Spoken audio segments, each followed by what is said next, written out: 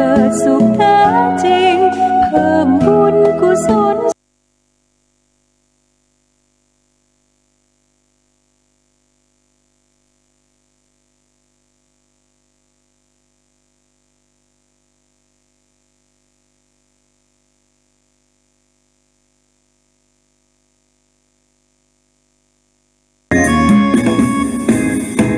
สวัสดีสวัสดีสวัสดีสวัสดีพี่น้องใจใสพบกันอวยพรวันใดขอให้ใจใสสวัสดี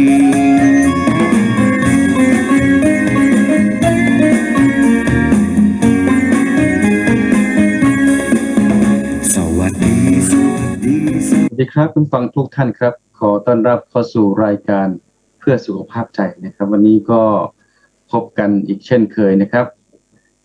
ผมก็เป็นการบันทึกเสียงนะฮะในวันเสาร์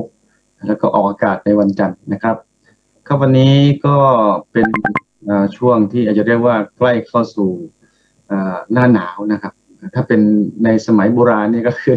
คำว่าโบราณนี่คือประมาณ30ปี40ปีนะครับต้นเดือนพฤศจิกายนนี้ก็คืออากาศเริ่มหนาวแล้วนะครับแต่ว่าก็ท่านคงทราบนะครับว่ายุคนี้สมัยนี้นะฮะภูมิอากาศเปลี่ยนไปเยอะนะครับมันไม่มีหน้าแล้วแหละนะฮะบางทีหน้าหนาวก็ฝนตกหน้าฝนก็หนาวหน้าร้อนก็อะไรก็คือมันปนเปกันไปไม่แน่ไม่นอนนะครับแต่ว่าอย่างไรก็แต่นะครับถ้าใกล้สิ้นปีเนี่ยอากาศก็อย่าเย็นลงนะครับก็สบายขึ้นนะครับเพราะฉะนั้นก็คงจะเป็นอะไรที่ได้มีการทำให้อากาศดีขึ้นนะฮะก็จะมีเรื่องของการท่องเที่ยวนะครับมีการเรียกว่าไปมาหาสู่กันนะได้สะดวกนะครับอากาศร้อนก็ทำให้คนใจร้อนเนาะอากาศเย็นอากาศหนาวอากาศคงไม่ถึงขั้นหนาวมากเย็นสบายนี่ก็ทำให้เราจิตใจเราก็พอจะเย็นไปด้วยนะครับประมาณนั้นนะครับเพราะฉะนั้นวันนี้ก็จะได้เอาเรื่องราวที่แบบสบายๆนะครับเป็นเรื่องของบอกเลยก็ได้ว่าเป็นเรื่องของความสุขนะครับวันนี้ผมเองได้มีแขกรับเชิญนะครับมาร่วมรายการหนึ่งท่านนะครับเดี๋ยวสักครู่นี้ก็จะเปิดให้ท่านได้รับฟังนะครับแล้วก็รับชมท่านที่ดูทาง YouTube ก็จะเห็นหน้าตาวันนี้ผมปรากฏกายครับปรากฏหน้าตานะครับกับเรียกว่าทางสื่อท่านที่ดูทาง YouTube หรือว่าทาง Facebook Live เนี่ยก็จะได้เจอหน้าผู้จัดรายการนะครับบางท่านคงรู้จักแล้วบางท่านยังไม่เคยรู้จักก็ดูเอาก็แล้วกันในวัยที่อาจจะเรียกว่าเป็นสวก็ว่าได้นะครับก็คือใกล้ๆจะเกษียณอายุราชการแล้วนะครับก็อยู่มานานนะครับเรียกว่าอยู่มานานด้วยกันนะฮะก็วันนี้นั้นนะฮะจะเป็นเรื่องราวเกี่ยวกับเรื่องของความสุขเหมือนที่ว่านะครับส่วนว่าในรายละเอียดจะเป็นอย่างไรนะครับแล้วก็แขกรับเชิญที่ว่านั้นจะคือใครนะฮะจะคือท่านใดนะครับก็คงจะต้องติดตามกันต่อไปนะครับผมได้บันทึกการคงไม่ใช่การสัมภาษณ์เป็นการพูดคุยนะครับกับท่านนะฮะท่านอาจารย์ท่านหนึ่งนะจริงๆแล้วจะเรียกว่าแขกก็ไม่ใช่กับคนรู้จักกันเป็นคนที่ทำงานด้วยกันเนี่ยนะครับเป็นอาจารย์ที่คณะพยาบาลศาสตร์มหาวิทยาลัยเชียงใหม่เนี่ยนะครับท่านเองก็มีประสบการณ์นะครับมีเรียกว่ามีประสบการณ์แห่งความสุขแล้วก็ประสบการณ์แห่งความทุกข์นะครับก็จะมาเล่าสู่กันฟังนะครับแล้วก็ที่สำคัญก็คือว่าท่านนับถือศาสนาคริสต์นะครับหลายท่าน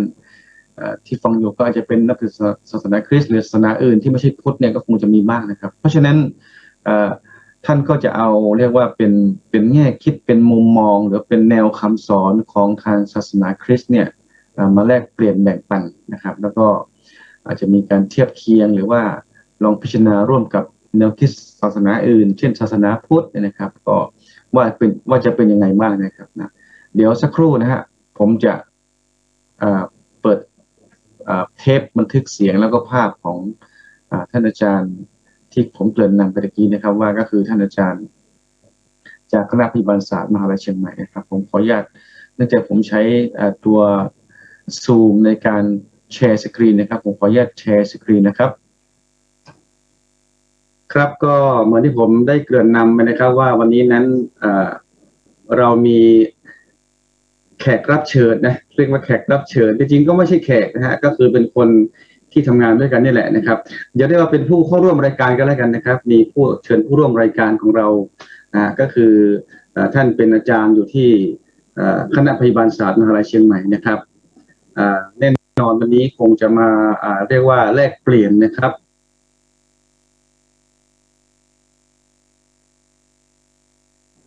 แสดงทัศนะมุมมองเกี่ยวกับประเด็นของเราก็คือวันนี้เราตั้งชื่อว่าเป็นประเด็นเป็นเรื่องของความสุขนะเป็นเรื่องของความสุขนะเพราะฉะนั้นเดี๋ยวสักครู่ผมจะเรียนเชิญผู้ร่วมรายการของเรานะครับแล้วก็เดี๋ยวขอให้ท่านได้แนะนำตัวเองกันแล้วกันนะครับครับขอเรียนเชิญนะครับท่านผมเรียกชื่อเล่นก่อนแล้วกันนะก็คือท่านชื่อเล่นว่าท่านอาจารย์แตงนะครับสวัสดีครับอาจารย์ครับสวัสดีค่ะอาจารย์ค่ะครับอาจารย์ดร.รุจาธรอินทรตุลอ่านถูกไหมฮะอินทรตุลถูกค่ะอาจารย์ค่ะถูกต้องเลยครับค่ะแล้วก็ก่อนอื่นก็ขอบคุณอาจารย์นะที่สละเวลามาร่วมรายการนะครับรายการของเราเป็นการบันทึกล่วงหน้านะครับวันนี้เป็นบันทึกวันเสาร์เนี่ยรายการเราจะออกวันจันทร์เนี่ยนะครับก็ขอบคุณอาจารย์อีกครั้งหนึ่งนะครับครับวันนี้ก็เหมือนที่ผมเกริ่นนำว่าเราจะคุยกันเรื่องของความสุขนะครับอาจารย์ความสุขเนี่ยเป็นอะไรที่แน่นอนนะความสุขความทุกข์เป็นเรื่องปกตินะฮะก็คือทุกคนแน่นอนนะไม่มีใครที่ทุกตลอดหรือว่าสุขตลอดนะครับมันก็คือคละเคล้ากันไปนะครับแต่ว่าอย่างไรก็แล้วแต่เนี่ยโดยความปรารถนาเนี่ยแน่นอนมีคำกล่าวของผู้รู้บอกว่าทุกคนนั้นปรารถนาความสุขนะไม่ปรารถนาความทุกข์เนาะอาจารย์หมอประเวศวสีท่านใช้คำสั้นๆว่ามนุษย์นั้นรักสุขเกลียดทุกข์ก็คงจะใช้ได้นะแต่ว่าแน่นอนเราคงไม่สามารถจะหลีกเลี่ยงหรือจะไม่ให้มีความทุกข์เลยเนี่ยในฐานะที่เรายังเป็นปุถุชนเนี่ยก็คงจะยากอยู่นะครับเพราะฉะนั้นวันนี้เราจะมาคุยกันประเด็นเรื่องของความสุขนะครับอาจารย์ก่อนอื่นผมอยากจะให้อาจารย์ได้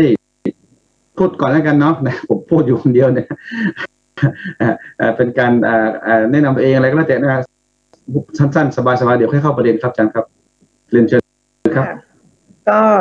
อาจารย์แตงนะคะรุจาธรอินทรตุลนะคะจากคณะพยาบาลศาสตร์มช.เนี่ยค่ะทำงานที่เดียวกับอาจารย์สมบัติแต่อยู่กลุ่มวิชาการพยาบาลสัญญาศาสตร์ค่ะครับครับอาจารย์ก็ทำงานที่นี่มานานพอสมควรแล้วเนาะเกือบถึง10 ปีประมาณ8 ปีกว่าค่ะอาจารย์8 ปีกว่านะครับอาจารย์สมบัติประมาณ22 ปีก็ไม่ต้องบอกว่าเป็นลูกศิษย์อาจารย์นี่คะใช่ไม่ต้องบอกว่าอายุเท่าไหร่นะครับครับอย่างไรก็แล้วแต่นะครับเรื่องของอายุหรือเรื่องของการทำงานนั้นก็คงเป็นส่วนหนึ่งเนาะแต่ว่ามุมมองหรือทัศนะเกี่ยวกับเรื่องเหล่านี้นั้นเนี่ยเรื่องของอายุหรือการทำงานก็อาจจะไม่ใช่เป็นปัจจัยที่สำคัญเท่าไหร่นะครับมันอยู่ที่ว่าสิ่งที่อยู่ข้างในเป็นประสบการณ์นะครับวันนี้ก็คงจะได้รับมุมมองจากอาจารย์นะครับอาจารย์ผมมีจริงๆแล้วเนี่ยก่อนหน้านี้ในรายการของเราพูดในเรื่องของนิยามหรือว่าความหมายของความสุขไว้พอสมควรนะครับผมขออนุญาตที่จะทบทวนนิดหนึ่งกันแล้วกันนะครับว่ามันก็มีทัศนะเยอะอาจารย์เรื่องของนิยามความสุขเนี่ยแต่มันมีนิยามอันหนึ่งเนาะที่มีผู้รู้กล่าวไว้ว่าความสุขท่านนิยามไว้ในระดับคือความสุขมีหลายระดับนะฮะนิยามความสุขระดับต้นหรือความสุขที่เป็นของปุถุชนเนี่ยนะครับซึ่งท่านเรียกว่าเป็นความสุขของชาวบ้านหรือความสุขที่ถ้าเป็นภาษาพระนิดหนึ่งก็คือท่านว่าเป็นกามสุขนะครับคำว่ากามสุขนี่คือหมายว่าเป็นความสุขของปุถุชนคนทั่วไปนะครับท่านแปลหรือท่านให้ความหมายไว้ว่ามันคืออะไรมันคือความหรือการสมอยากสมปรารถนานะครับนั่นหมายถึงว่าถ้าเมื่อไรก็ตามนะครับมนุษย์เรานั้นได้รับการตอบสนองหรือได้รับสิ่งที่อยากนะเช่นอยากเห็นสิ่งสวยงามก็ได้เห็นนะฮะอยากได้กลิ่นสิ่งที่ปรารถนาที่หอมที่ชอบพอได้กลิ่นแล้วก็มีความสุขนะเห็นก็สุขนะครับอยากได้กินของอร่อยอยากกินสมมติบ่ายหลังจากรายการนี้อาจารย์แตงอยากได้กินก๋วยเตี๋ยวอะไรสักอย่างนี้นะฮะอาจารย์ได้กินอาจารย์ก็สุขนะครับก็คือ ทุกอย่างที่ปรารถนาไม่ว่าจะทางหูทางตาทางลิ้นทางสัมผัสหรือทางความรู้สึกความต้องการก็ตามเนี่ยถ้าได้แล้วเนี่ยก็ถือว่าสุขแล้วนะครับอันนี้เป็นนิยามที่ก็ตรงไปตรงมานะอย่างนี้เป็นต้นนะครับเพราะฉะนั้นอันนี้เป็นนิยามของความสุขระดับต้นแต่ก็มีนิยามอีกระดับอื่นก็มีอีกนะครับซึ่งเดี๋ยวอาจารย์อาจจะเพิ่มเติมก็ได้นะครับคราวนี้ในแง่ของประเด็นที่เราจะคุยคือว่าผมมีประโยคเนาะหรือมีคำอาจจะเป็นวลีด้วยก็ได้บางอันก็เป็นวลีบางอันก็เป็นประโยคนะที่อยากจะเชิญชวนอาจารย์ท่านได้แสดงความรู้สึกและอาจจะเชื่อมโยงไปถึงนิยามด้วยก็ได้นะครับว่าอาจารย์มีทัศนะมีมุมมองอย่างไรนะครับโดยอาจารย์อาจจะแสดงทัศนะต่อทั้ง3ประโยคผมมี3ประโยคหรือ3วลีนะครับหรือจะเลือกบางประเด็นก็ได้หรือจะเลือกประเด็นไหนมาแสดงทัศนะก่อนก็ได้นะครับอาจารย์ครับมีอยู่คงจะเป็นวลีมากกว่านะก็คือมีผู้รู้นะฮะหรือมีไม่อาจจะผู้รู้หรือไม่ผู้รู้ก็แล้วแต่มันมีคำพวกนี้มันปรากฏอยู่ในทั้งที่เราเคยได้ยินได้ฟังอยู่ในสื่อโซเชียลอะไรต่างๆนะครับเนี่ยเขาบอกว่าอันที่1ก็คือสุขจากการให้ยิ่งใหญ่กว่าสุขจากการรับนะครับอันที่1นะอาจารย์นะฮะประโยคหรือว่าวลีที่1นะอันที่2ก็คือเรียนรู้ทุกได้สุขเป็นกำไรนะครับอันที่3ก็คืออันนี้อาจจะเป็นภาษาฝรั่งเนาะแต่ว่าเดี๋ยวก็แปลเป็นไทยด้วยก็ได้เขาบอกว่า happiness หรือความสุขเนี่ย is here and now ความสุขมันก็คือที่นี่แล้วเดี๋ยวนี้แหละนะฮะก็คือเน้นที่ปัจจุบันนะครับอาจารย์มีทัศนะมุมมองอย่างไรกับ3ประโยคนี้แล้วก็อาจารย์จะเชื่อมโยงไปถึงเรื่องของนิยามไว้ก็ได้ครับเรียนเชิญอาจารย์สำหรับส่วนตัวนะคะก็ในเรื่องของความสุขเนาะคือด้วยความที่ตัวเองเป็นครูค่ะเป็นอาจารย์ก็ชอบคำว่าครูมากกว่าคือพื้นฐานส่วนตัวเนี่ยก็เป็นนับถือศาสนาคริสต์ทางคริสต์นะครับอาจารย์ค่ะแล้วก็เรียกว่าเป็นความเชื่อแล้วกันเนาะคือเรามีความเชื่อในเรื่องของความรักค่ะแล้วก็การให้ค่ะการให้คือส่วนตัวจะคิดว่าอย่างเวลาจะสอนนักศึกษาหรือการทำงานอะไรต่างๆเนี่ยคือมองถึงการให้เนี่ยมันให้แล้วเราเกิดความสุขอะค่ะให้แล้วมันมีความสุขยังไงคือให้ในสิ่งที่ตัวเองทำได้เช่นเราให้ความรู้ให้การดูแลเอาใจใส่นักศึกษาการฝึกปฏิบัติงานต่างๆเราดูแลเด็กด้วยความใกล้ชิดเด็กหลายคนจะมองหนูว่าเป็นแม่อะไรเงี้ยค่ะตอนแรกก็จะคึงๆเล็กๆเพราะว่าอายุเราก็ดูเหมือนยังไม่แก่อะไรเงี้ยเท่าไหร่ค่ะแต่พอถามว่าแม่อายุเท่าไหร่เท่านั้นหนูก็สต็อปไปเลยทันทีว่าแม่ก็แม่เนาะเนี่ยแม่ก็แม่คันนี้คือด้วยความที่ personality บุคลิกเราจะเป็นคนที่แบบนักศึกษาค่อนข้างเข้ามาใกล้ชิดคุยด้วยได้สบายใจว่าเราโอเพนใช่ไหมเราแบบเปิดใช่ค่ะคือจะบอกนักศึกษาว่าถ้ามีอะไรสงสัยมีอะไรอยากปรึกษาก็ยินดีที่จะช่วยค่ะคือก็การให้เนี่ยมันทำให้เราได้หลายอย่างอาจารย์แล้วสิ่งนั้นก็คือหนึ่งในนั้นก็คือมันเป็นความสุขที่อยู่ในใจค่ะให้จากการสอนให้จากเรื่องของความเรียกว่าไงความใกล้ชิดส่วนตัวโดยเฉพาะนักศึกษาสโมเนี่ยจะเห็นชัดเจนมากอย่างเวลาถ้าสมมุติว่าเมื่อก่อนเนี่ยคือเราทำงานกับเด็กเนี่ยคือเราจะมีความทุ่มเททำงานสโมทำงานกิจการคือทำงานกับนักศึกษาเนี่ยก็ทุ่มเทตลอดค่ะแล้วเขาก็คือไม่ต้องพูดเลยมากเขาก็จะเห็นจากการกระทำของเราว่าเราให้ด้วยใจยินดีให้จริงๆนะอะไรอย่างเงี้ยเนาะทีนี้มันก็เกิดสัมพันธภาพที่ดีค่ะอาจารย์ ครับ สัมพันธภาพที่ดีเหล่านั้น มันก็คืนกลับมาให้เรา โดยที่เราไม่ได้บอกตรงๆตอนนั้นไม่ได้คาดหวังอะไรเราไม่ได้คาดหวังอะไรเลย มันมาของมันไม่ได้เนาะคาดหวังอะไรเลยคือ ครับ ความสุขของหนูก็คือการที่หนูได้สอนนักศึกษาฝึกให้เขามี attitude ที่ดีในการที่จะไปปฏิบัติเป็นพยาบาลที่ดี เห็นเขาก้าวหน้าเจริญงอกงามในวิชาชีพ อันนั้นคือความสุขที่หนูมีแต่ความสุขที่หนูได้คือถ้าเด็กได้แค่นี้หนูถือว่าหนู success ละคันนี้บางอย่างมันก็ทำให้หนูเห็นว่าคือเราไม่ต้องพูดอะไรมากถ้าเมื่อไหร่ที่เราคือจะมีกลุ่มเด็กที่เราค่อนข้างสนิทด้วยเมื่อหลายปีก่อนเราก็ยังเกาะกลุ่มกันอยู่คุยกันเวลามีปัญหาอะไรอย่างเงี้ยคือถ้าหนูไม่สบายใจอะไรอย่างเงี้ยค่ะเด็กก็จะมารวมกลุ่มกันแล้วก็หมายความว่าหลังจากจบไปแล้วก็ยังใช่อาจารย์คุณภาพกันอยู่เนาะใช่คือยังคีปคอนแทคกันอยู่เพราะว่าตอนทำงานสโมมันใกล้ชิดกันเยอะอาจารย์เขาก็จะเรียกบางคนว่าตอนนี้แม่อยู่ไหนพรุ่งนี้แม่ว่างไหมเดี๋ยวมารับแม่ไปนั่นไปนี่เนี่ยล่าสุดนี้ก็คือเมื่อวานเนี่ยค่ะอาจารย์ตอนเย็นเขาก็มาพาหนูไปกินข้าวชวนพูดคุยชวนนู่นนี่นั่นมันก็เป็นความรู้สึกสุขใจอีกว่าอันนี้คือมันเป็นสิ่งที่มันรีเทิร์นให้หนูแล้วก็หนูก็รู้สึกว่ามันเขาคงเห็นถึงความใส่ใจที่เราเคยมีให้เขามาโดยตลอดแล้วเราก็ยังติดต่อกันอยู่ตลอดค่ะครับผมฟังดูแล้วเนี่ยก็คือแน่นอนนะอาจารย์แตงนะฮะก็เห็นด้วยหรือว่าสนับสนุนหรือคอนเฟิร์มว่าประโยคนี้เนี่ยนะฮะสุขจากการให้ยิ่งใหญ่กว่าสุขจากการรับนี่อาจารย์เห็นด้วยใช่ไหมฮะแน่นอนด้วยแน่นอนคอนเฟิร์มเนาะนะครับคราวนี้นิดหนึ่ง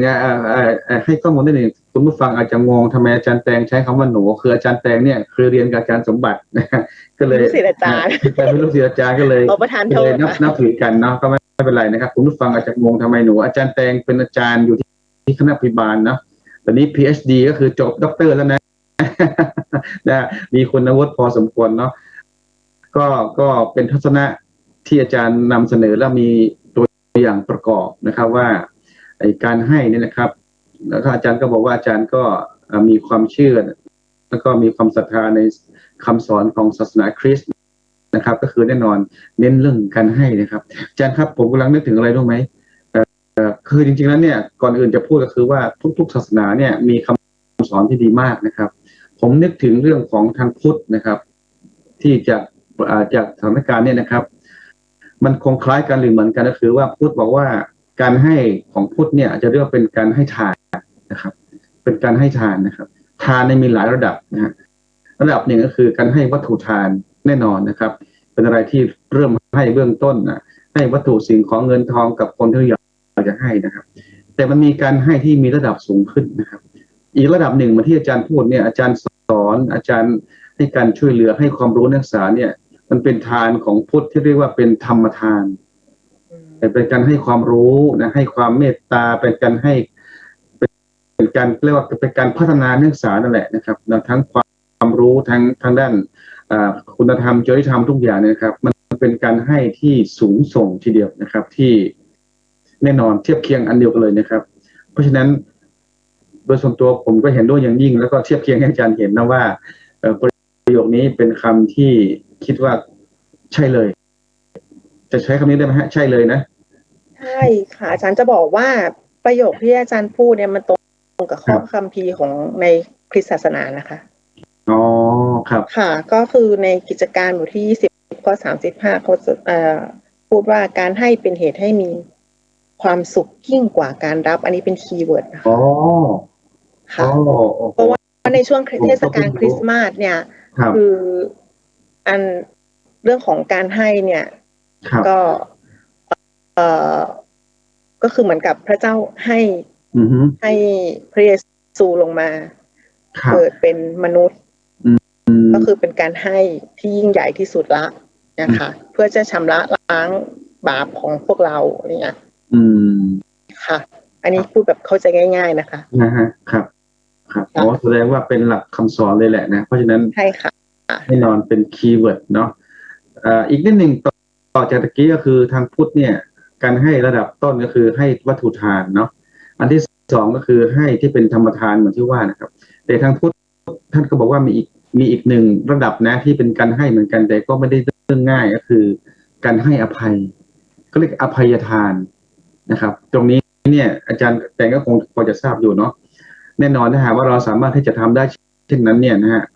ยิ่งเป็นการให้อภัยคนที่อาจจะเรียกว่าถ้าแรงๆคือศัตรู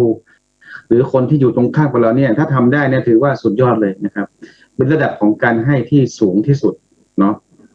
การให้วัตถุสิ่งของเนี่ยเป็นให้ต้นให้ธรรมทานเนี่ยคือสูงขึ้นมาแต่อภัยทานเนี่ยนะครับลองนึกตัวอย่างกันแล้วกันนะมีคนว่าเรามีคนมองเราในแง่ลบมีคนเรียกว่าเนกาทีฟกับเราเนี่ยนะครับสุดท้ายเราก็สามารถที่จะโอเคเข้าใจและก็ยอมรับนะไม่เข้าใจเขานะแล้วก็ให้อภัยเขาไม่ถือโทษไม่อาฆาตพยาบาทเนี่ยโอ้สุดยอดเลยเนาะแต่นี่เป็นคำพูดนะแต่ทางปฏิบัติก็ไม่ใช่เรื่องง่ายถึงบอกว่ามันสูงมากจ้ะสูงมันกว่าจะไปถึงจุดนั้นได้นี่มันต้องผ่านอะไรมาพอสมควรใช่ค่ะครับอาจารย์มีอะไรเพิ่มเติมกับประโยคนี้อีกไหมครับเดี๋ยวเราอาจจะไปประโยคต่อไปเรื่องของการให้เหรอคะครับจริงเรื่องของการให้เนี่ยในมุมมองของศาสนาหนูก็มันจะมีเยอะอาจารย์จริงๆก็คือถ้าเรื่องอภัยทานไม่ใช่อภัยทานถ้าเป็นเรื่องของทานขั้นต่ำสุดที่อาจารย์ว่าเนี่ยค่ะก็จะเป็นเรื่องของการของหนูเขาใช้คำว่าถวายทรัพย์ถวายทรัพย์ถวายสิ่งที่ตัวเองมีครับไม่จำเป็นต้องเป็นทรัพย์ก็ได้ค่ะสิ่งของคือความสามารถเป็นแรงงานไปลงมือลงไม้ช่วยทำก็ได้ค่ะความสามารถที่เรามีอะไรอย่างเงี้ยค่ะหรือไม่ว่าเขาใช้คำว่าตะลันคือสิ่งที่เรามีในเรื่องของกีฟก็ได้หรือว่าทั้งหลายทั้งแหล่นั่นนะคะคือในข้อพระคัมภีร์เขาจะบอกประมาณว่าท่านทั้งหลายจงให้ตามที่คิดหมายไว้ในใจจะเข้าใจความหมายไหมคือเข้าใจค่ะคือเราไม่ใช่ให้เพื่อแบบอย่าให้มือขวารู้การมือซ้ายก็คือว่าถึงแม้เราจะให้ไป500แต่ใจเราให้300มันก็คือได้300นะอาจารย์คราวนี้ถือพูดถึงตรงนี้เนี่ยมันมีคำหนึ่งผมก็ยังไม่เคลียร์มีคนพูดว่าทางศาสนาคริสต์เนี่ยท่านสอนว่าเช่นสาการบอกว่าถ้าเกิดมีคนหนึ่งตบหน้าเรานะฮะตบหน้าด้านซ้ายเนี่ยครับท่านบอกว่าก็หันด้านขวาให้ตบอีกมันมินนี่ความหมายมันเป็นยังไงมันเกี่ยวข้องกับตรงนี้ไหมเป็นการให้อภัยเป็นการอะไรอย่างนี้ไหมหรือว่ายังไงครับก็เดี๋ยวนะคะจริงๆมันเกี่ยวกับเดี๋ยวกลัวตีความผิดไม่เป็นไรก็เป็นทัศนะของเรานะครับอาจจะเป็นคล้ายๆนั้นแต่จะเอางี้ในการอาจารย์สมบัติไม่ใช่คริสต์แต่ว่าพอจะตีความเองว่ามันคงจะหมายความว่าการให้อภัยหรือเปล่าโอเคเราไม่ถือโทษโกรธเขานะแต่ให้เขาจะเรียนรู้นะว่าเนี่ยโอเคเนาะมันหรือว่ายังไงไม่รู้ประมาณนั้นนะคะอาจารย์คือเมื่อเหมือนกับว่าตบแก้มยื่นตบแก้มขวาแล้วก็ให้ยื่นแก้มซ้ายไปให้ตบเพิ่มข้างหนึ่งก็น่าจะประมาณนั้นคงไม่ใช่เป็นการประชดเนาะไม่ใช่ค่ะคือเป็นคัมภีร์เนี่ยคือความหมายด้านบวกนะเป็นอุปมาค่ะอาจารย์อุปมาใช่ค่ะเหมือนเราต้องมาตีความมันเป็นเมตาฟอร์อย่างเงี้ยค่ะอาจารย์ค่ะเพราะฉะนั้นกำลังคิดอะไรต่อว่าคำสอนของทุกศาสนาเนี่ยนะฮะมันดีหมดเลยเนาะแต่ว่าโอเควิธีการสอนหรือว่าแนวทางบางอย่างมันอาจจะมีใช้คำอะไรที่ต่างกันแต่แก่นสาระมันอันเดียวกันเลยอ่ะใช่ไหมฮะเหมือนที่เราพูดเนี่ยว่าคอก็คือเรื่องเดียวกันค่ะเรื่องเดียวกันเลยเนาะเพราะฉะนั้นดีประเด็นสำคัญคือว่าท่านจะถือศาสนาอะไรเนี่ยขอให้ทำความเข้าใจแล้วก็นำสู่การปฏิบัติให้ได้อย่างแท้จริงเนี่ยสุดยอดละใช่ไหม ใช่ ต้องเอาทฤษฎีหรือเอาถ้าเป็นภาษาพระบอกเป็นปริยัติสู่การปฏิบัติ ถูก ที่สำคัญ เพราะว่ามีหลายครั้งหลายคนเขาบอกว่าต้องปฏิบัติธรรมนะ ปฏิบัติธรรมคือต้องไปนั่งเข้าคอร์สอาจารย์โน่นอาจารย์นี่7 วัน10 วันนะฮะแต่ว่ามีผู้รู้บอกอ๋อไม่ใช่หรอกปฏิบัติธรรมให้ถูกทางคือต้องปฏิบัติในชีวิตประจำวันเอาความสอนของศาสนาต่างๆนั้นนำสู่การปฏิบัติและสุดท้ายเนี่ยเราก็จะมีความสุขมากกว่าความทุกข์หรือแม้จะทุกข์ก็ทุกข์แบบเข้าใจแล้วก็อยู่กับเราไม่นานอย่างเงี้ยน่าจะโอเคนะอาจารย์เนาะ ค่ะคือในความเห็นส่วนตัวนะคะ คือหนูก็เป็นคนเปิดรับไม่ทุกศาสนาค่ะและหนูชอบศึกษาด้วยว่าลักษณะของการสมบัติก็ศึกษาทุกศาสนาหนูก็ศึกษาแล้วหนูก็มาดูว่าอย่างการเจริญเรื่องของสติของพุทธเขาใช้วิธีการยังไงและของคริสต์เราจะเอาแมปเรามองดูของเราอันนี้คือวิธีการเจริญสติเช่นการที่เราจะจดจ่อกับการอ่านพระคัมภีร์การอธิษฐานนั่นก็คือการเจริญสตินะคะมันก็คือการเปรียบเทียบคือลักษณะก็คือวิธีการปฏิบัติหรือคอมันก็คืออันเดียวกันค่ะจริงๆมันมีประโยคนึงเรื่องของการให้อันนึงก็คือมันเป็น Spirit of the Second Mind ที่ของคณะพยาบาลศาสตร์แมคคอมิกมหาลัยพายัพเขาใช้ค่ะก็คือเหมือนกับว่าอันนี้หนูขออนุญาตแบบพูดแบบกระชับเพราะว่าจริงๆเขามีคำแบบค่อนข้างชัดเจนก็คือเหมือนกับว่าเรามีหน้าที่หลักของเราอยู่ตรงเนี้ยอันนี้คือหมายแรกค่ะแล้วก็ให้เราทำต่อไปเหมือนเป็นสปิริตของเราเพิ่มเติมอันนั้นคือการให้อย่างหนึ่งคือเป็นการทำเพิ่มเติมเป็น2 เท่าอาจารย์จากเดิม1 ไมล์ให้ทำเพิ่มต่ออีก1 ไมล์มันเป็นการแสดงถึงสปิริตของ the second mind ค่ะอาจารย์คือจิตที่2มาจากข้อพระคัมภีร์ใช่ค่ะครับก็คือถ้ามองในเชิงของการตลาดหรือว่าในเชิงของการเรียกว่าการให้บริการเนี่ยก็คือคล้ายๆว่าเป็นการ value added นะเป็นสร้างมูลค่าเพิ่มหรือเปล่าใกล้เคียงไหมสมมติว่าโอเคนะให้บริการระดับนี้เนี่ยก็คือถือว่าเป็นมาตรฐานแล้วแต่ทำมากกว่านี้นั่นคือมูลค่าเพิ่มที่เพิ่มเข้ามาแต่ในจะเคียงได้ไหมถ้าเราไม่มองเป็นมูลค่าได้ไหมอาจารย์ก็คือเป็นค่าเป็นความหมายเป็นค่าของมันมันเป็นเหมือนกับมันไม่ใช่เป็นตัวเลขนะมันเป็นคุณค่าเพิ่มนะครับคุณค่าเนี่ยคือถ้าเป็นคุณค่าหรือว่าให้แบบมันเหมือนกับให้เรามีใจที่จะทำอะไรเพื่อคนอื่นให้มันมากขึ้นอะไรอย่างนั้นนะคะอาจารย์มากกว่าหน้าที่หลักที่เรามีครับค่ะเหมือนเราเป็นอาจารย์เราสอนนักศึกษาโอเคนะเรามีวิชาที่รับผิดชอบใช่เราดูแลวิชานี้แต่มีงานอื่นอีกเช่นงานที่อาจารย์ทำอยู่งานเกี่ยวกับกิจการนักศึกษาเนาะงานพัฒนาในมิติอื่นในเรื่องของคุณธรรมจริยธรรมเนี่ยมันเป็นสิ่งที่ทำเพิ่มตรงนี้ก็คือ the spirit of the second mind อย่างนี้เนาะประมาณนี้เนาะซึ่งไม่ทำก็ไม่ผิดกติกานะก็คือในเขาเรียกว่าในกรอบงานก็ได้ละแต่ว่าเราทำมากกว่านั้นใช่ไหมฮะมันมาจากมัทธิวบทที่5ข้อ41ถ้าผู้ใดเกณฑ์ท่านให้เดินทางไปกับเขา1 ไมล์ก็จงเดินไปกับเขาถึง2 ไมล์หมายความว่าไมล์ที่1ปฏิบัติตามหน้าที่ตามที่ได้รับมอบหมายอย่างเต็มกำลังความรู้ความสามารถแล้วก็ไมล์ที่2ปฏิบัติหน้าที่เพิ่มให้นอกเหนือจากความคาดหวังด้วยความเต็มใจที่จะช่วยเหลือโดยไม่หวังสิ่งตอบแทนอันนี้คือหัวใจมันละซึ่งแน่นอนเป็นถ้าเทียบกับทางพุทธเนี่ยก็คือว่าเราก็คือทำบุญก็คือทำบุญเนี่ยไม่ใช่ว่าทำบุญ20 บาทมาบอกขอให้ถูกหวยรางวัลที่1นี้อันนี้ไม่ใช่ละทำบุญแล้วก็อธิษฐานจิตลูกช้างทำบุญแล้วนะขอให้โชคดีมีชัยพวกนี้หวยออกขอรางวัลที่1ไม่เป็นไรรางวัลที่2ก็ยังดีอย่างนี้ไม่ใช่แล้วเนาะไม่ใช่ เนาะมันอันเดียวกันเลยเห็นไหมเนี่ยอันเดียวกันเลยอ่ะเนาะอัน ค่ะ เดียวกันเลยนะครับเพราะฉะนั้น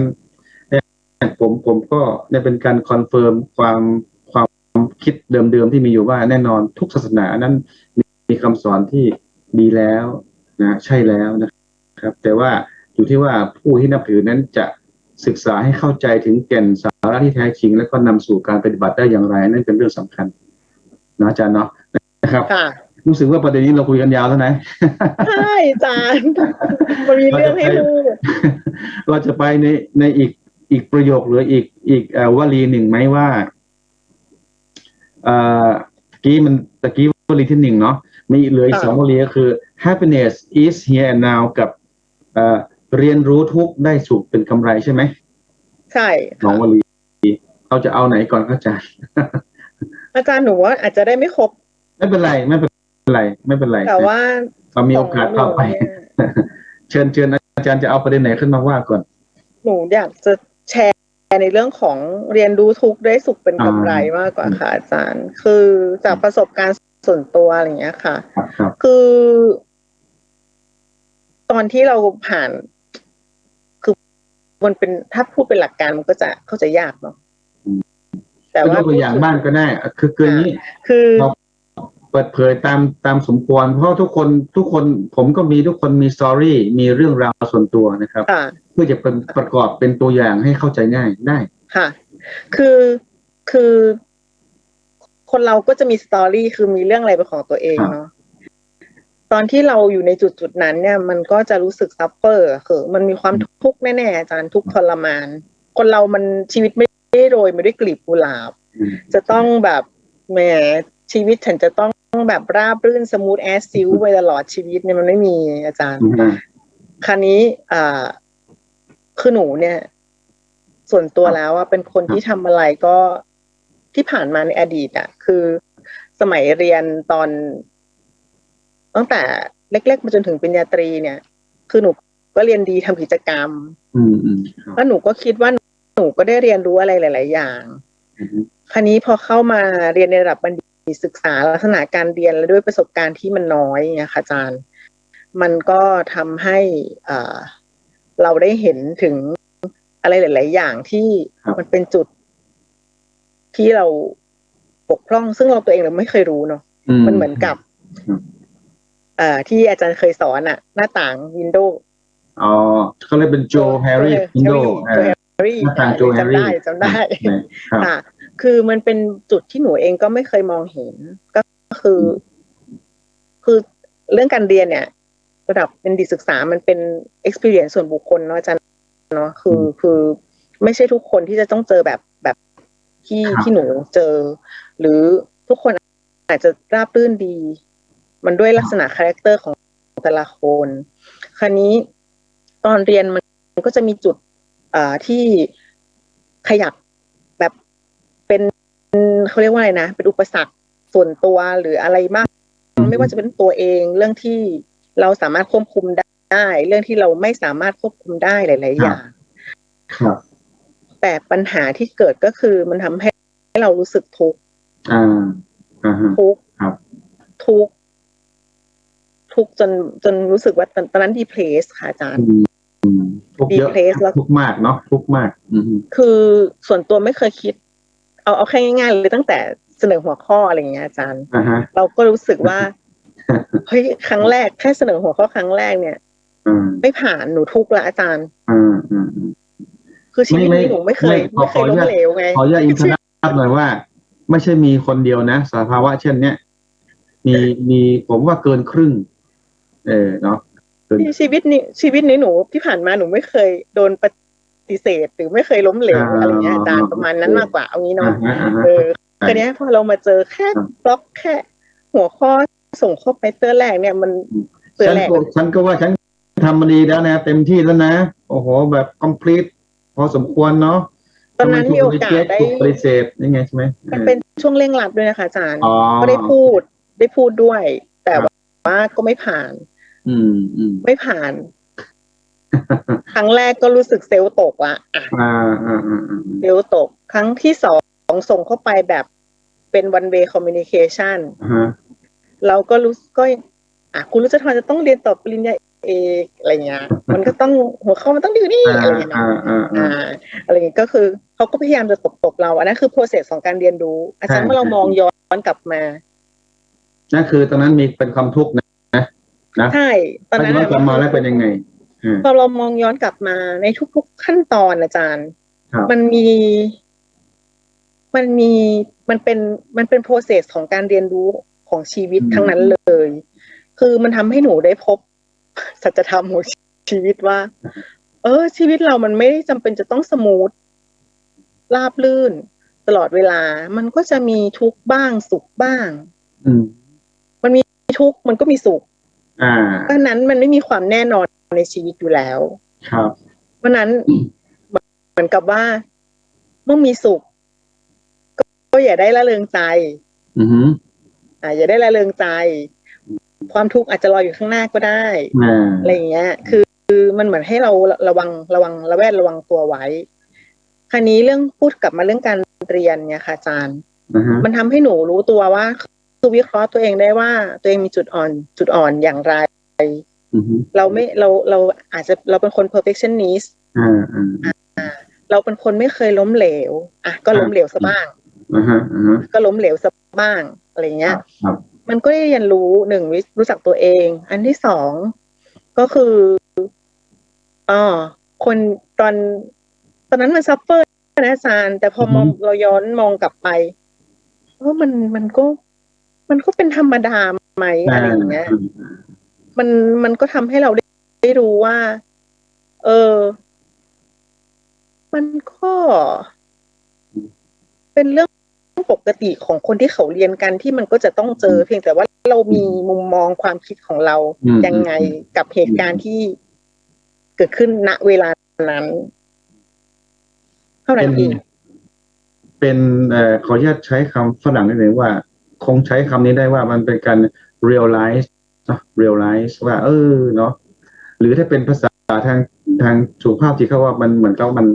illumination มัน illumination เข้าใจละอย่างเงี้ยฮะแต่ถ้าเป็นภาษาพระใช้คำว่าอะไรดีก็คือภูมิธรรมเพิ่มขึ้นเนาะเข้าใจมากขึ้นคือก่อนหน้านี้เข้าใจไหมเข้าใจแต่ว่ามันไม่ใช่ประสบการณ์ตรงไงเคยได้ยินได้ฟังอยู่ใช่พอเจอโดยตรง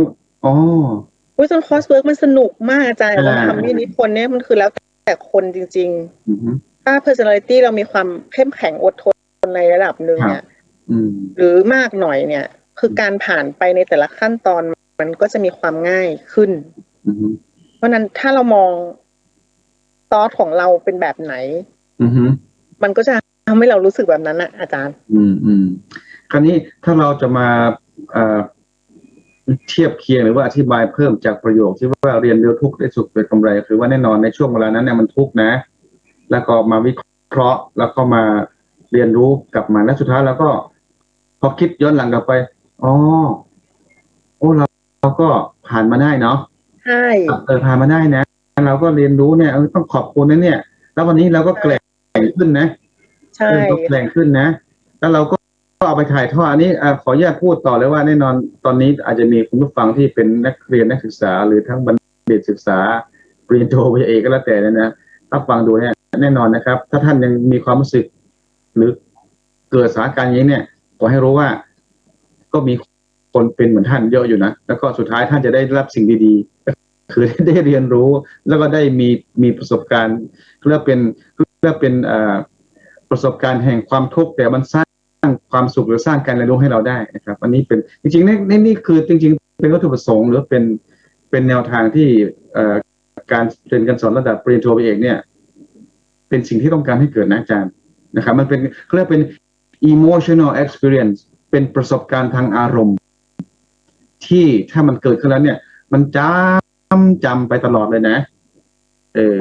ไม่ว่าจะเป็น bad things หรือว่า good things นะอาจารย์แต่อยากจะเพิ่มเติมนิดนึงคือหนูได้เรียนรู้อีกตรงที่ว่าอะไรที่เราชอบอะไรที่เราไม่ชอบแล้วหนูเอามาใช้ตอนที่หนูเป็นอาจารย์ก็คือสิ่งนี้เราชอบ เราก็จะทำต่อเราก็จะไปสอนนักศึกษาว่าแบบนี้มันจะดีแต่หนูก็ไม่ได้ฟิกว่าอันนี้เป็นวิธีการของครูถ้าหนูโอเคก็รับไปอะไรเนาะแต่ถ้าหนูไม่โอเคก็หนูก็ลองดูวิธีการของหนูก่อนก็ได้ก็แล้วแต่อย่างเงี้ยเนาะอันนี้ก็เป็นเทคนิคของครูอะไรเงี้ยนะแต่ว่าอะไรที่เราไม่ชอบเราจะเก็บไว้หนูไม่เคยมีความรู้สึกว่าหนูต้องเอาคืนหนูได้สิ่งที่เลวร้ายมานู่นนี่นั่นหรืออะไรที่มันไม่ดีอะไรเงี้ยหนูไม่เคยคิดว่าหนูจะต้องเอาคืนแต่หนูคิดว่าเราได้เรียนรู้อะไรมาจากตรงนี้แล้วเราควรจะเอาสิ่งที่มันเป็นสิ่งที่ดีที่น่าประทับใจแล้วก็เอาไปส่งต่อให้เด็กๆให้นักศึกษาให้คนรุ่นต่อๆไปน่าจะดีกว่าเนี่ยค่ะอันนี้เป็นถ้าทางจิตเวชเนี่ยมันมีคำหนึ่งเขาเรียกว่า empathy แปลว่าเอาใจเขามาใส่ใจเรานะฮะสิ่งไหนที่ตอนเราเรียนแล้วเราไม่ชอบไม่ใช่เนี่ยโดยเฉพาะยิ่งจากคนอื่นครูบาอาจารย์เนี่ยพอเรามาทำหน้าที่บทบาทนี้เราก็ไม่ทำใจเขาใจเรานะฮะก็คือมันไม่ค่อยต่างกันหรอกนะฮะสิ่งไหนที่ไม่ใช่ไม่ชอบเนี่ยคนอื่นก็ไม่ใช่ไม่ชอบเหมือนกันก็คือพอเราสลับบทบาทเราก็จะไม่ทำสิ่งที่คิดว่ามันไม่น่าจะใช่เราก็ไม่ทำแต่สิ่งที่ใช่เราก็ทำนะครับโดยส่วนใหญ่นะคงไม่ใช่ทั้งหมดเนาะเพราะว่าความชอบไม่ชอบใช่ไม่ใช่แต่ละคนคงไม่เหมือนกันหมดแต่ว่าโดยเขาเรียกกันเป็น common problem หรือเป็น common agenda ก็แล้วแต่นะเป็นปรากฏการสถานการณ์ที่มันเป็นปกติเนี่ยมันไม่ต่างกันหรอกยกตัวอย่างเช่นดุเราต่อหน้าสาธารณะเนี่ยว่าแรงๆเนี่ยไม่ชอบไม่ใช่แล้วเราไม่อยากให้เขาทำพอเรามาทำนี้เราก็ไม่ทำนะอันนี้ตรงไปตรงมาอาจารย์ก็เป็นสิ่งที่ดีมากนะแต่ถ้าเราได้ realize ได้เข้าใจอย่างนี้เนี่ยสุดยอดมันเป็นประสบการณ์ที่ดีเนาะก็คือเรียนรู้ทุกก็ได้สุขเป็นกำไรนะมันเคยมีอาจารย์คงจำได้หรือเปล่ามันนานละตั้งแต่ยุคที่HIV เอดส์มันดังมาแรงเนาะก็มีน้องคนหนึ่งนะจำชื่อไม่ได้ชื่ออะไรเขาก็ทุกข์มากเลยนะครับสุดท้ายเนี่ยเขาก็ปรับตัวปรับใจได้นะครับแล้วก็สุดท้ายเขาก็มาทำเพจ Facebook อันหนึ่งนะใช่ไดอารี่เนี่ยอาจารย์รีคอร์ได้นะเนี่ยอาจารย์เกิดทันยุคนั้นเขาบอกว่าเรียนรู้ทุกได้สุขเป็นกำไรสุดท้ายเขาเป็นวิทยาทานถ่ายทอดประสบการณ์เล่าสู่กันฟังคนฟังคนมีความทุกข์เหมือนเขาเกิดความเรียกว่าความทุกข์ลดลงอ่ะแล้วเขาจะเรียนรู้เนี่ยโหยิ่งใหญ่มากเลยนะครับแต่สุดท้ายก็ขอบพระคุณอาจารย์นะคะอาจารย์หลายๆท่านที่แบบเชฟเรามาให้เราแบบ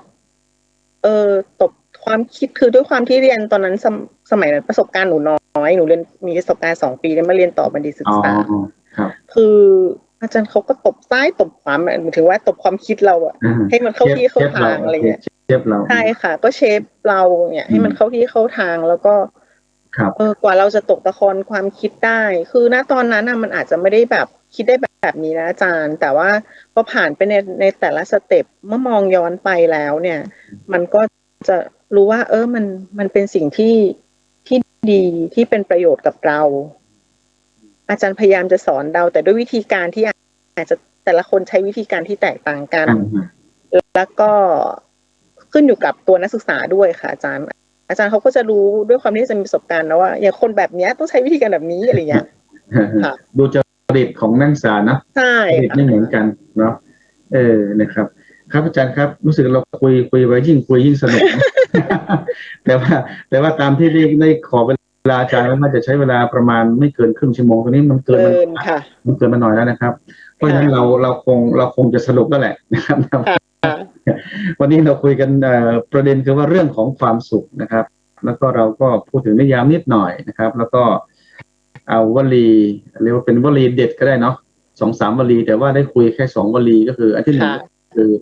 สุขจากการให้ยิ่งใหญ่กว่าสุขจากการรับนะครับแล้วก็อันที่2ก็คือเพิ่งจบไปเนี่ยเรียนรู้ทุกได้สุขเป็นกำไรนะครับมีอีกหลายวลีนะครับแล้วก็แน่นอนโอกาสต่อไปคงจะต้องเชิญอาจารย์มาอีกนะครับแล้วก็มีอันหนึ่งที่สำคัญมากที่เป็นผมเองก็ไม่เนื่องจากผมก็ศึกษามาบ้างเนี่ยก็คือ เป็นพระคัมภีร์นะเป็นคำสอนในทางศาสนาคริสต์เนี่ยอาจารย์ก็ยกตัวอย่างมาซึ่งสรุปก็คือว่ามันก็ใกล้เคียงกันมากเลยนะครับแก่นสาระมันเหมือนกันเลยแหละนะครับเนาะก็คุณผู้ฟังที่ฟังอยู่เนี่ยโดยยิ่งท่านที่เป็นคริสต์ก็ตามหรือเป็นพุทธก็ตามเนี่ยก็คงจะพยายามที่จะเรียกว่าทำความเข้าใจเนาะอาจารย์เนาะแล้วก็ที่สำคัญมากกว่าสิ่งอื่นใดคือถ้าอันไหนที่ว่าใช่ที่ว่าโอเคแล้วเนี่ยลองเอาไปทำดูเนาะถ้าเกิดผลยังไงก็ค่อยเล่าสู่กันฟังนะครับครับให้อาจารย์ฝากประโยคสุดท้ายนะก่อนที่จะจบรายการเดี๋ยวผมจะมีแขกรับเชิญอีกสักท่านหนึ่งนะฮะที่จะมาต่อตรงนี้แล้วก็ใช้เวลาประมาณ1 ชั่วโมงทั้งหมดนะครับอาจารย์ฝากอะไรสักหน่อยครับเชิญครับก็ถ้าพูดเรื่องของความสุขเนาะจริงๆยังไม่ได้คุยเรื่องสุขกับปัจจุบันแต่ว่าคือสุขเนี่ยมันมีอยู่รอบตัวเราค่ะแต่เราจะมองเห็นมันไหมแค่สุขเล็กๆน้อยๆนะคะในตื่นเช้ามาเดินออกมานอกระเบียงมองเห็นฟ้าฟ้าวันนี้สดใสนั่นก็สุขแล้ว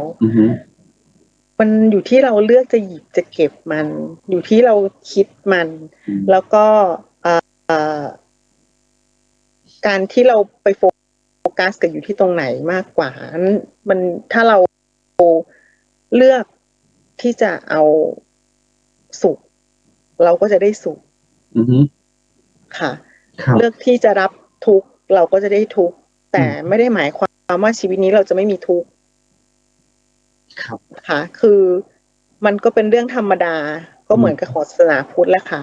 ทุกข์เป็นเรื่องของทุกข์ประจำมันก็มีอยู่แล้วค่ะเนาะทุกข์จรก็มีอยู่แล้วค่ะเพราะฉะนั้นก็เราก็จะเรียนรู้ได้ว่านี่คือความสุขนี่คือความทุกข์แล้วมันก็จะเป็นเรื่องปกติในชีวิตแล้วเราก็จะก้าวข้ามผ่านมันไปได้ทีละขั้นค่ะก็จบ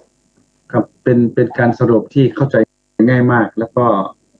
มีชอบประโยคหนึ่งนะซึ่งก็คือสุขทุกข์เป็นธรรมดาเนาะมันเกิดได้กับทุกคนนะครับเพราะฉะนั้นคุณผู้ฟังก็แน่นอนนะทุกคนมีผมด้วยนะฮะวันนี้ก็ตื่นเช้ามาก็ปวดหัวนิดหน่อยนะ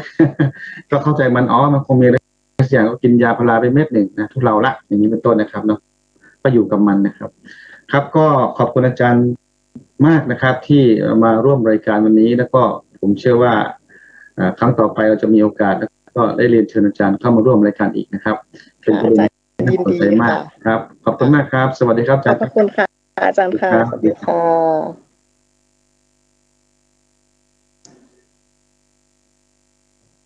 ครับก็เป็นการสนทนาที่สนุกสนานแล้วก็ได้สาระนะครับเราใช้เวลาไปเกือบ40 นาทีนะครับแล้วก็ตะกี้ที่ผมพูดทิ้งท้ายไปว่าจะมีแขกรับเชิญผู้ร่วมรายการท่านต่อไปนะเผอิญก็ติดต่อไปนะครับเผอิญอาจจะท่านมีกิจฉุกเฉิน ก็คือไม่สามารถมาร่วมรายการได้ก็ไม่เป็นไร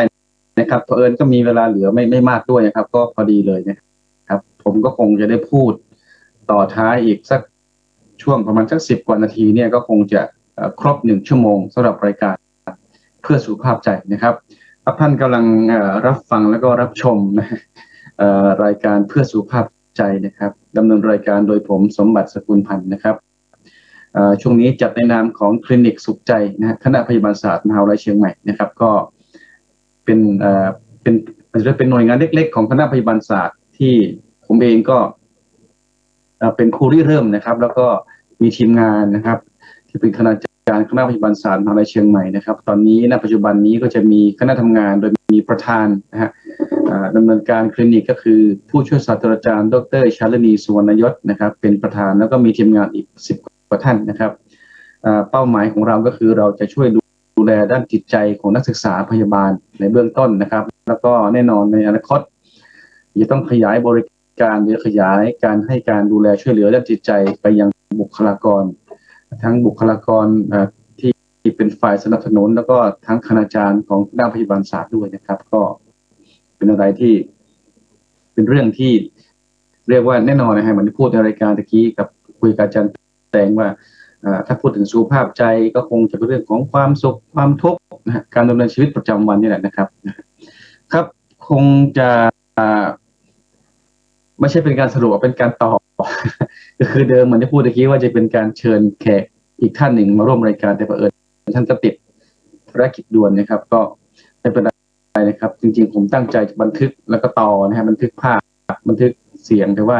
ช่วงที่ภายในวัน2 วันนี้ท่านก็ไม่ว่างเลยนะฮะก็ไม่เป็นไรนะครับก็ผมก็ต่อท้ายเลยก็แล้วกันนะครับตะกี้ในส่วนของการสนทนานั้นเราคุยกันนะครับท่านที่ฟังอยู่ก็คงจะจับสาระสำคัญได้นะครับแต่มันมีอยู่อันหนึ่งที่อาจจะขยายอีกนิดหน่อยนะครับที่เป็นคำสอนเป็นความเชื่อทางของศาสนาคริสต์นะครับที่อาจารย์แตงก็เกริ่นขึ้นมาแล้วก็อ้างถึงทางคณะพยาบาลศาสตร์โรงพยาบาลแมคคอมิกนะฮะด้วยนะครับก็คือที่ท่านใช้คำว่าspirit of the second mind ฮะ mind นี่คือ mind ไอ้เส้นไม่ใช่ mind ที่แปลว่าใจนะไม่ใช่ mind นะเป็น mind MILE นะฮะนะครับก็คือเป็นถ้าจะแปลตามนี้ที่เขาแปลเขาบอกเป็นน้ำใจไมล์ที่2 เป็นไมล์ฮะเป็นไมล์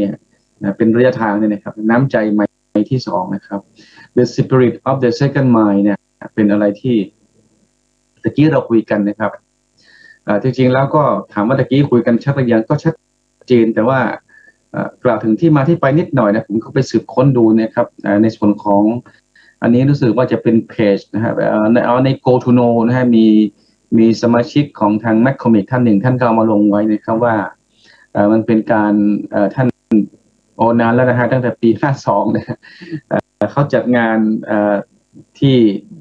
เรียกว่าสืบสารน้ำใจไมล์ที่2นะฮะน่าสนใจเนาะนะฮะแล้วก็ท่านก็อธิบายในเรื่องของspirit of the second mind นะครับว่าเป็นอะไรยังไงนะครับก็ตรงกันนะฮะก็คือเหมือนที่พูดตะกี้ว่าเหมือนที่อาจารย์แตงพูดนะฮะว่าคำว่า mind น้ำใจแห่งไมล์ที่2หรือน้ำใจไมล์ที่2เนี่ย the spirit of second mind เนี่ยก็มีที่มาจากพระคริสตธรรมนะฮะคัมภีร์ซึ่งปรากฏในบทที่5นะฮะแล้วก็บทที่5แล้วก็อะไรของ41นะฮะเป็นมัทธิว5นะ.41นะครับที่กล่าวว่าผู้ใดเกณฑ์ท่านให้เดินทางไปกับเขา1 ไมล์นะครับก็จงเดินไปกับเขาถึง2 ไมล์นะครับก็มีความหมายว่าไมล์ที่1เนี่ยเป็นการปฏิบัติหน้าที่ตามที่ได้รับมอบหมายอย่างเต็มกำลังความรู้ความสามารถนะครับอันนี้ก็คือเป็น the first mile หรือไมล์ที่1นะฮะอันนี้ the second mile ก็คืออะไรก็คือเป็นการปฏิบัติหน้าที่เพิ่มให้นอกเหนือจากความคาดหวัง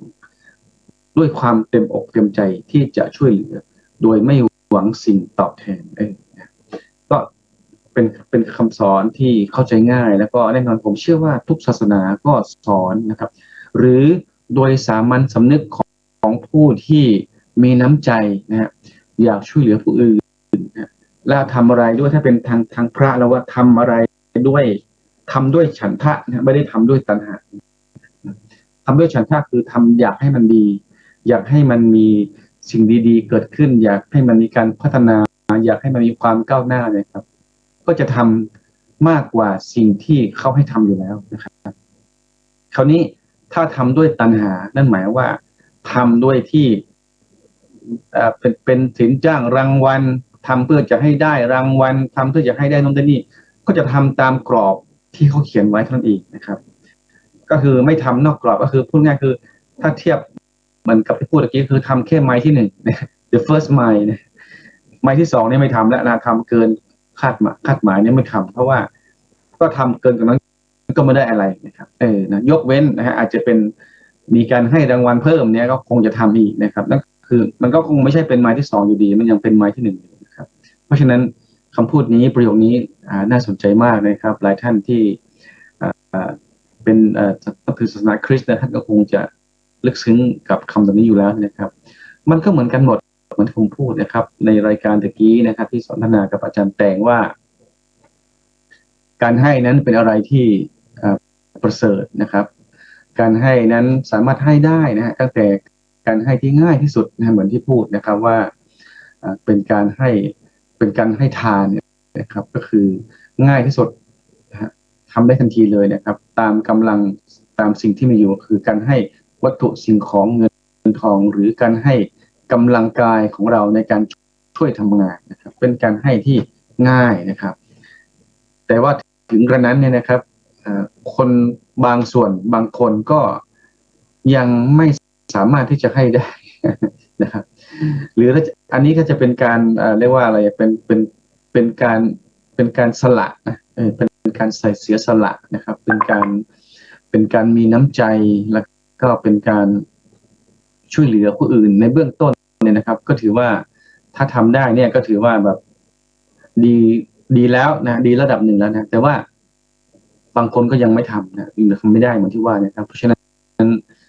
ก็ต้องฝึกนะครับเป็นการให้ทานขั้นต้นนะครับที่เป็นวัตถุสิ่งของนะฮะเป็นการให้ทานวัตถุทานนะครับอันดับที่สองก็คือตะกี้พูดนะคือเรื่องของการให้ความรู้การให้คำแนะนำการให้การช่วยเหลือนะให้กำลังใจต่างๆเนี่ยเป็นลักษณะของธรรมทานนะครับซึ่งก็สูงขึ้นไปอีกนะครับท่านที่มีหน้าที่ในการอบรมบ่มเพาะพัฒนาคนนะครับไม่ว่าจะเป็นบทบาทอะไรก็ตามเนี่ยนะครับก็ถือเป็นการให้ทานที่สูงกว่าวัตถุทานที่เรียกว่าธรรมทานนะครับแล้วหลังจากนั้นก็จะเป็นเรื่องของทานที่สูงไปอีกนะครับเหมือนที่ผมพูดตะกี้นะครับก็เป็นการทวนนะก็คืออภัยทานนะครับอันนี้เป็นทานที่พูดง่ายนะแต่ว่าทำไม่ง่ายนะครับหรือบางทีบอกว่าให้อภัยแล้วนะแต่ให้แต่คำพูดแต่ข้างในหรือในใจยังไม่ให้อภัยนะครับยังขุ่นมัวยังโกรธยังเคืองหรือมากกว่านั้นยังแค้นยังอาฆาตนี่ก็ถือว่าไม่ใช่แล้วนะครับเพราะฉะนั้นสิ่งเหล่านี้ต้องฝึกฝนครับต้องฝึกฝนเนาะอย่างไรก็ตามเนี่ยในระดับต้นหลักคำสอนของพุทธศาสนาพุทธนะก็คือว่า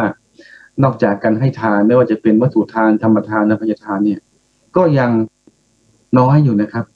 ต้องทำมากกว่านี้อีกเพื่อจะเป็นการควบคุมกำกับพฤติกรรมเราก็คือต้องถือศีลต้องปฏิบัตินะภายในกรอบคำสอนนะของ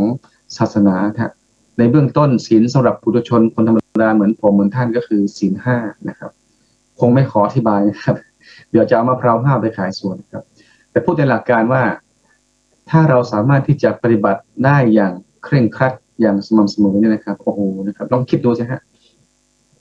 เอาสมมติเอาคนในจังหวัดเชียงใหม่นี่แหละหรือเอาง่ายๆก่อนเอาในครอบครัวหรือในสถาบันการศึกษาใดหนึ่งเนี่ยนะครับก็ถ้าทำเนี่ยนะโอ้โหนะฮะการเบียดเบียนกันนะครับการทะเลาะเบาะแว้งการลักสิ่งของนะครับการ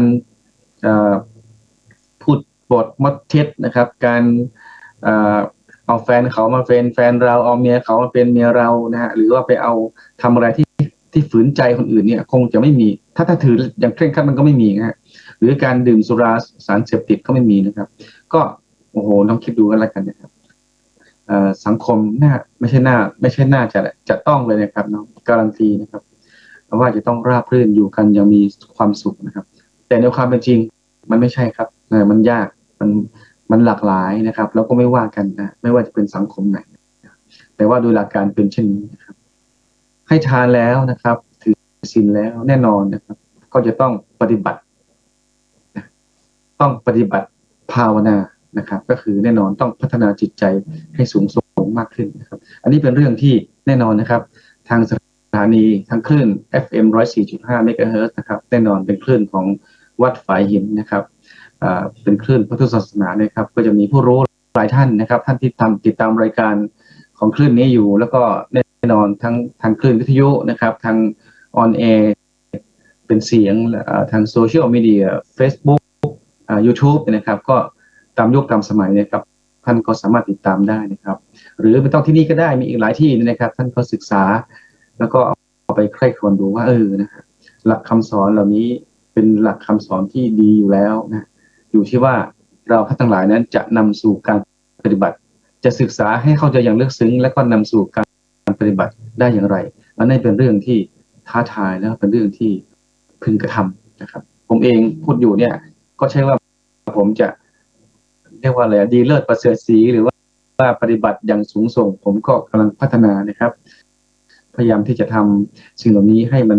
ดีขึ้นเรื่อยๆนะครับก็มาร่วมกันทำนะครับร่วมกันทำนะครับเริ่มต้นที่ตัวเรานะเป็นสิ่งที่สำคัญที่สุดนะครับวันนี้ไม่มีเพลง วันนี้ไม่มีเสียงเพลงนะครับก็คงเดี๋ยวในครั้งต่อไปต้องมีการปรับเพิ่มเนื่องจากว่าวันนี้เป็นวันแรกที่ผมใช้ Zoom แอปพลิเคชันนะครับในการบันทึกภาพนะแล้วก็มีเสียงด้วยนะครับเพราะฉะนั้นก็อาจจะเดี๋ยวต้องมีตัวช่วยมีแอปตัวอื่นเข้ามาช่วยนะครับในการจะเสริมให้มีเสียงเพลงเข้ามาแทรกนะครับแต่ว่าวันนี้เนี่ยเนื่องจากเป็นการสนทนากับแขกรับเชิญผู้ร่วมรายการเนี่ยก็แน่นอนโอกาสที่จะแทรกเพลงก็คงจะมีลำบากนะครับก็ถือว่าเป็นการวันนี้พูดจะทั้งหมดเลยนะครับแล้วก็ใช้เวลาพอสมควรนะครับในรายการเพื่อสุขภาพใจนะครับมีอีกประเด็นหนึ่งนะครับที่ในรายการในการสนทนาตะกี้นะครับท่านอาจารย์ดร.รุจาธรอินทรตุลนะครับหรือว่าอาจารย์แตงเนี่ยนะครับผมตั้งประโยคนะฮะเรียกว่าเป็นประโยคที่ชวนใคร่ครวญนะครับเป็นประโยคหรือวลีนะวลีเด่นเนี่ยนะครับก็คือซึ่งได้คุยกันไปแล้ว2 วลีก็คือเรื่องของสุขจากการให้ยิ่งใหญ่กว่าสุขจากการรับกับเรื่องของวลีที่ว่าเรียนรู้ทุกข์ได้สุขเป็นกำไรนะครับแต่มันมีอีก1 วลีก็คือที่เป็นภาษาฝรั่งที่ว่า happiness is here and now นะครับก็คือความสุขคือที่นี่และเดี๋ยวนี้นะครับนั่นก็คือหมายความว่าแน่นอนนะครับเราก็ต้องอยู่กับปัจจุบันนะครับการจะมีความสุขความทุกข์นั้นก็คือเกิดขึ้นณปัจจุบันถ้าปัจจุบันนั้นเราสามารถที่จะดึงใจให้มาอยู่กับกายนะครับเหมือนตอนนี้เนี่ยผมก็กำลังนั่งพูดกับท่านนะครับแต่ถ้าเกิดว่าใจผมไปที่ไหนไม่รู้นะครับแน่นอนสมาธิผมก็จะไม่ดีนะครับอาจจะพูดผิดพูดถูกนะครับหลงลืมนะฮะแล้วก็แน่นอนนะฮะสิ่งที่นำเสนอก็คงจะไม่น่าฟังนะครับก็ประโยชน์ก็คงจะมีน้อยนะครับเพราะฉะนั้นวันนี้ผมเอาจิตผมมาอยู่นะเอาใจเอาความรู้สึกทั้งหลายทั้งมวลมาอยู่กับปัจจุบันอยู่หน้าจอเนี่ยนะครับมีรู้สึกผมเคยเปิดคลิปหรือเปล่าไม่แน่ใจเนื่องจากรายการมานานนะครับมีจิตแพทย์ท่านหนึ่งนะฮะคือนายแพทย์ประเวศตันติพิพัฒนสกุลนะครับท่านก็พูดถึงเรื่องของความสุขนี่แหละนะครับแล้วก็พูดถึงเรื่องของความสุขที่เป็นปัจจุบันนะครับว่าถ้าเราอยู่กับปัจจุบันนะฮะมองปัจจุบันนะครับพิจารณาปัจจุบันนะแล้วก็ทำมันให้ดีที่สุดนะครับหยิบฉวยสิ่งที่ปรากฏนะฮะที่ทำให้เรานั้นมีความสุขเราก็สามารถทำได้นะครับไม่ว่าจะเป็นการเดินนะครับก็เดินอย่างมีสติอยู่กับปัจจุบันนะฮะการจะกินนะครับก็กินหรือเคี้ยวนะหรือตั้งแต่ตักอาหารนะฮะตั้งแต่มองอาหารตักอาหารนะครับแล้วก็เคี้ยวแล้วก็กลืนนะครับให้รับรู้นะในทุกขณะที่มีกิจกรรมนั้นเนี่ยก็จะเป็นการฝึกปฏิบัติเป็นการอยู่กับปัจจุบันนะฮะที่ดีนะครับและที่มีความสุขนะก็คือ happiness is here and now นี่ก็เป็นตัวอย่างสั้นๆหรือตะกี้ที่อาจารย์แตงพูดนะครับก่อนหน้านี้บอกว่าตื่นเช้ามานะครับเปิดหน้าต่างมองไปข้างนอกโอ้โหท้องฟ้าสวยจังเลยนะครับท้องฟ้าบลูนะบลูสกายนะฮะไม่มีเมฆเลยนะครับอากาศสดใสมากนะก็มีความสุขอย่างนี้ก็ถือว่าเป็นอยู่กับปัจจุบันก็ได้นะครับไม่ได้มองพอเห็นท้องฟ้าวันนี้นะฮะโอ้โหนะไปนึกถึงท้องก็สวยอยู่แต่ว่าเคยไปต่างประเทศมานะมีที่สวยกว่าแทนที่จะชื่นชมท้องฟ้าที่เมืองไทยที่ปัจจุบันกลับไปนึกถึงโน่นนะที่เคยไปเที่ยวต่างประเทศเมื่อ 2-3 ปี 4-5 ปีก่อนนะก็แทนที่จะมีความสุขเกิดการเปรียบเทียบอีกแล้วเนี่ยอย่างนี้เป็นต้นก็ไม่มีความสุขนะเพราะฉะนั้นอยู่กับปัจจุบันนะครับคงจะได้คุยเรื่องนี้อีกนะครับในเรื่องของการมีความสุขอยู่กับปัจจุบันนะหรือ happiness is here and now นะครับหลายท่านที่เคยติดตามคำนี้ประโยคนี้คงจะทราบนะครับจริงๆแล้วนั้นวลีนี้หรือประโยคนี้นั้นเป็นของท่านติชณทันนะครับเป็นปราชญ์ทางพุทธอีกท่านหนึ่งนะครับที่เป็นชาวเวียดนามที่ท่านไปเผยแผ่ธรรมนะครับทางให้กับทางยุโรปนะทางฝรั่งเศสทางยุโรปทางอเมริกาด้วยท่านก็ไปหลายประเทศนะครับปัจจุบันนี้ท่านก็อาวุโสท่านก็เรียกว่าสูงวัยมากนะครับถ้าจำไม่ผิดเนี่ยอายุ ใกล้จะ100แล้วนะครับแล้วเราทราบว่าสุขภาพท่านก็ไม่ค่อยดีนะครับเพราะฉะนั้นแต่ท่านก็มีคำสอนมีตัวอย่างอะไรหลายอย่างนะครับที่เรียกว่าเราสามารถได้เรียนรู้นะครับกับท่านนะครับก็จะมีท่านก็จะมีหมู่บ้านพลัมนะครับพลัมวิลเลจนะครับที่ช่วงหลังมาก็มาขยายไปในหลายประเทศที่ประเทศไทยก็มีนะครับถ้าจำไม่ผิดคือที่จังหวัดที่โคราชนะครับที่อำเภอหนึ่งผมจำอำเภอไม่ได้นะแต่ท่านอาจจะเคยไปก็ได้นะครับ Happiness is here now นะครับก็เป็นวลีเด่นวลีเด็ดอีกวลีหนึ่ง